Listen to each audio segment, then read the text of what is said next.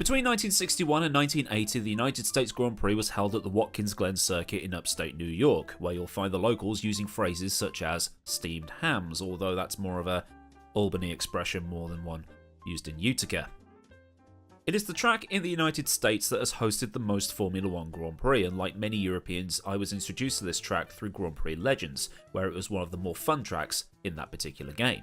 The relationship in the past between the United States and Formula One has been a bit iffy, but in recent years the Grand Prix Austin has seen popularity increase on the other side of the pond. But there is that question that lingers. Why don't they go back to Watkins Glen? And that's what this series is about really. Using sim racing, I give you an idea as to what the modern F1 cars would be like at classic circuits, or tracks that have never hosted a race before, and see what they'd be like in their current state, and what might need doing to get them up to scratch to host a round of the World Championship, although in other episodes that's been more you doing that than me. And as it actually happens, I've covered more American tracks than any other nation in this series, because the United States actually has some brilliant circuits. So let's have a look at where this track is. It's in upstate New York and pretty rural, next to the Finger Lakes. And since the race was usually held at the end of the season back in the 60s and the 70s, it had a nice party atmosphere. Autumn weather, camping, campfires, just a feel-good vibe all round. But despite it being rural, it wasn't a million miles away from cities such as New York, Albany, Buffalo, Boston, Philadelphia, and even Toronto. And the Google Earth flyover doesn't really do this place justice, to be honest. It doesn't really lay particularly well on the 3D map. But anyway, here we are at the start line, so they'd have to put in the proper start markings, and away we go up the start-finish straight towards turn 1, which is 90 degrees, but you still got millions of miles of runoff and a lot of exit curbing to use. On the exit, you then go uphill through these flat S-bends, which are actually called the S's, and then that spits you out just after turn 4, which is just after this bridge here. There it is, onto this long straight, and you sort of take a bit of time to breathe, but at the end of the straight is a very tricky right-hander, at least to do any overtaking. It's a lot like Paddock Hill in many respects. There's the bus stop chicane, which was added, I think, in the 90s, but it just spoils the flow of the track for me, and there's the sort of Paddock Hill type downhill right-hander. It's a bit slower, a bit longer than Paddock Hill, and then it's into this left-hander that goes downhill even further still. And using that Paddock Hill analogy, the whole track has got a Brands Hatch feel to it. There's then a short straight which leads up to the hairpin that forms the sort of the heel or the toe of the boot section. You can lose it pretty easily on the exit if you're not careful, especially in sort of high-powered cars like Indy cars, Formula One cars, that kind of thing. You've then got another straight, and then it feels like a 90-degree right-hander here, but it isn't really. And then you come to probably the worst corner on the track for me, where it joins the short track. It's sort of tighter than it looks at first impression, and that dip isn't there in real life. That's just the 3D mesh being 3D mesh. That left-hander should be flat in the car that we're going to be driving, and then through the final corner, which sort of sets you up for the final straight towards the start-finish line. So, enough jibber-jabber, let's get out on track. Okay, so welcome to Watkins Glen in sunny autumnal New York State, and this is probably the best I'm going to be able to do in terms of the camera shot with my head and my face, and the actual steering wheel as well. I need a wider angle lens on the old camera, so some upgrades over the holidays needs to be done there then. So usual fare for this series is going to take the RSS Formula Hybrid 2021 car, which I've given a lick of paint, custom paint job that you'll see at the end on the TV shots and the onboard shots to show you what it's like from a broadcast perspective, and then just gradually turn the wick up and do one last YOLO lap right at the end, and see how fast this thing will actually go in my limited abilities. So pull in the clutch paddles. I need to recalibrate them. Well, actually, before I do anything else, just make sure I'm on. The knobs come off. Make sure I'm on charging to start with. Pull the clutch paddle in. And away we go. Yeah, definitely need to recalibrate those clutch paddles. So good doing starts with that. Using a Q Controls Formula Pro rim here for reference. And link to car and track will be in description for you to download. Although the car is paid, I'm also not using the bus stop, so it's in its original 1960s configuration. So coming through this long right-hander then. Awesome corner. Then on the brakes for this one. So you're sort of coming down the hill, and as you can see ahead, The track then goes uphill. It's got a tremendous flow to it. Even this slower section coming up. I've raced here loads of times in iRacing. One of my 2 iRacing wins came at Watkins Glen in the TCRs. That was a lot of fun. This corner here should be flat. Yeah. Alright then. Into the final corner.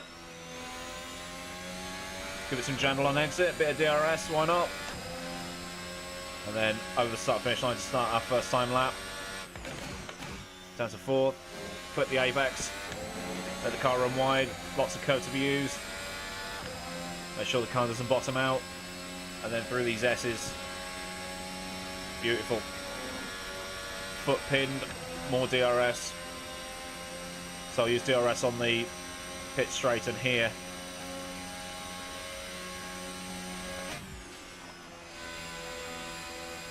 Oh, that force feedback. Still not quite used to a direct drive. Trying to keep it smooth on my inputs. This track is quite bumpy. There is a bump in that long right-hander that will throw you off, especially if you try to lob it in. So I'm going to be a little bit more careful than I normally am driving this track compared to the others that I've done. But I dare say that this is one of the best tracks in the world. America has quite underrated tracks, and this is one of them.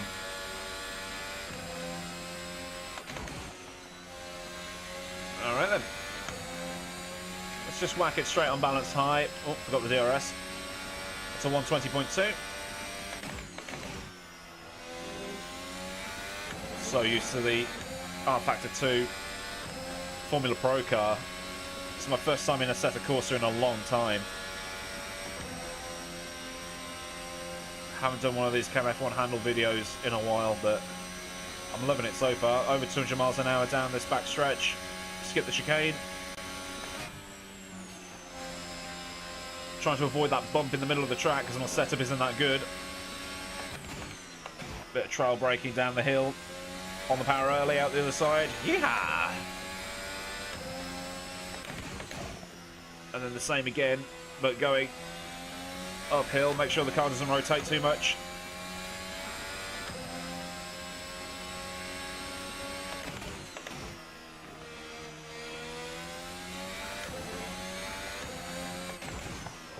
Using 4th for traction because car wants to spin in 3rd.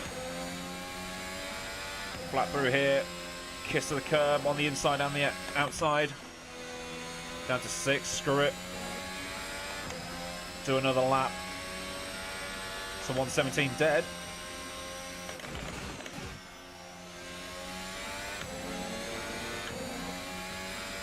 Tenth up on the exit of turn 1.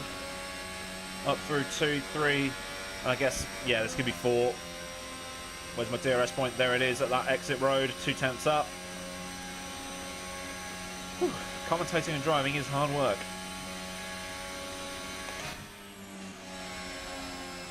Oh, there was the slightest slide at the front.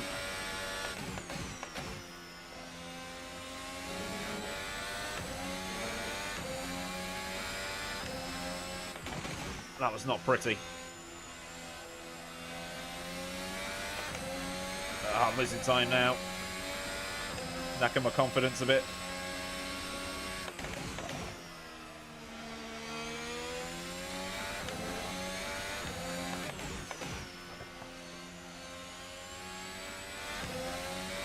Lost loads of time. What the hell?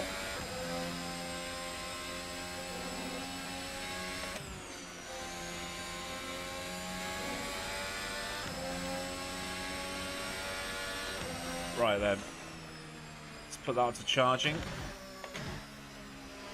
Got into the 16s.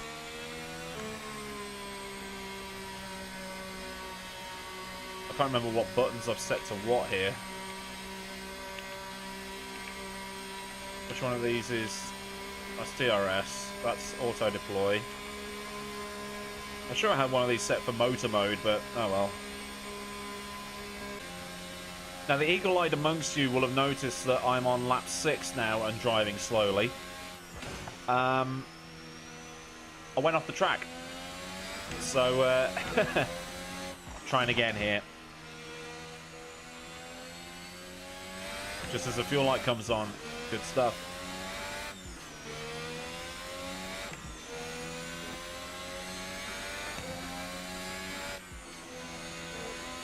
Right, one last go.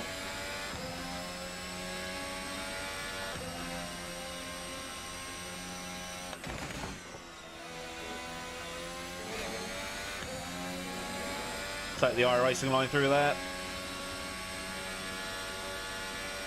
Steering is heavy. Loving it though. Probably already said that once, but okay. Give it some juice. 205 miles an hour. Setup not the best.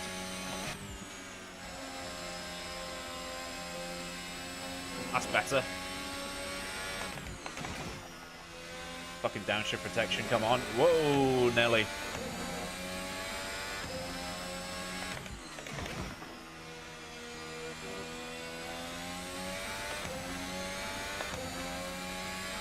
More KERS deploy or ERS deploy. I'm running out of juice though.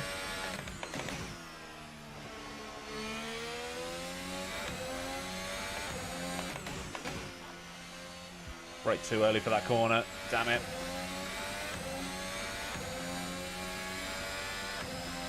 I think I'm out of hybrid go juice here.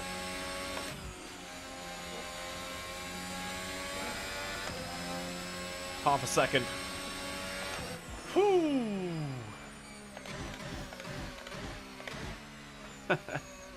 That was intense. What a track. What I'll do now is I'll go back to my other chair, you know, where you normally see me do story time and that kind of thing. And we'll have a look at the track map and try and work out if there is any way we can improve this to try and make it suitable for modern Formula 1. So I need to get up and move over now.